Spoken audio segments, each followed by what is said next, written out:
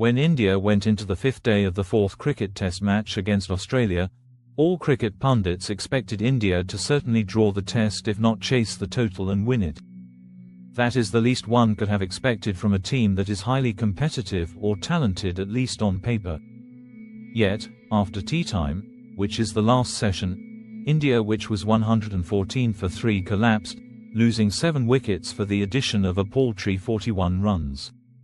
More importantly, India's defeat in the match and the series so far is not so much due to a significantly better performance by Australia, whose highest score has been 474 while that of India is 487. At the same time, considering that both teams together have crossed 300 runs only 5 times out of 12 innings minus the washed-out third test, it is not the bowling of either sides that is the problem either. Rather, the statistics clearly reveal that Australia's 2 victories have entirely been fashioned by either the top batting order firing when the middle batting order failed, or the middle order firing when the top order had failed, or when both batting orders fired together in lower measures. With the Indian side, however, neither the top order nor the middle order came to the rescue of the team when the other failed, while it is a cricketing fact that at least one of these have to fire for a team to compete effectively. Series statistics bear this fact out clearly. During the 3 full test matches played, one was washed out due to rain. The Indian top order scored an average of 32.56 runs per player, while the Australian top order scored an average of 24.75. Yet, despite the 4 top order Australian batsmen on an average scoring less than the Indian ones, the Aussies won 2 tests because their middle order fired when the top order failed and vice versa. The Indian middle order scored an average of 15.44, while the Australian middle order scored 37.12 runs per player. This was clearly seen from the second test onward, wherein playing at number 5, Travis Head scored 140, and the tail end scored an additional 58 runs to ensure Australian victory. Similarly, in the fourth test match, not only did the Australian top order score 329 runs in the first innings, the middle order and the tail enders too scored an addition 118 runs in the first innings and some more in the second innings to eventually give India a target of scoring 340 runs to win or draw the match. Whereas, neither the Indian top order nor the middle order delivered when the other failed, nor did both fire in smaller measures together, while the tail enders cannot not be expected to score too many runs. Virat Kohli and Rohit Sharma in particular continued to be a great disappointment, raising questions whether they should be included in the squad for the 5th and final test, in which a win is a must for India to stay in reckoning for the Test Cricket Championships.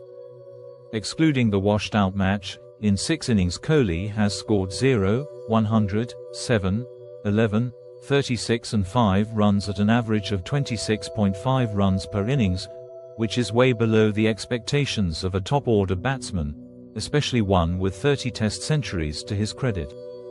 Similarly, captain Rohit Sharma in 4 innings excluding the washed-out match and the first test match that he did not play, scored 3, 6, 3 and 9 runs at an average of 5.25, while his average in last 14 tests is a dismal 11.07.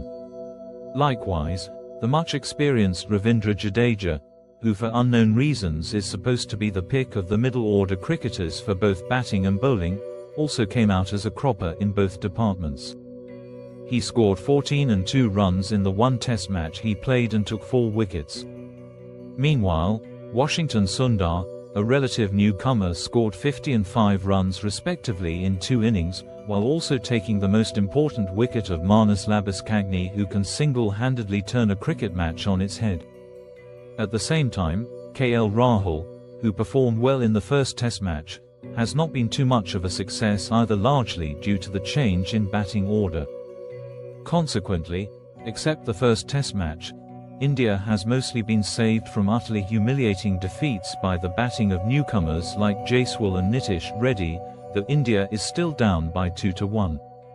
The bowlers, on the other hand, particularly Jasprit Bumrah and Mohammad Siraj, did their bit, taking 30 and 16 wickets respectively in the series, though Siraj is now turning out to be expensive per wicket.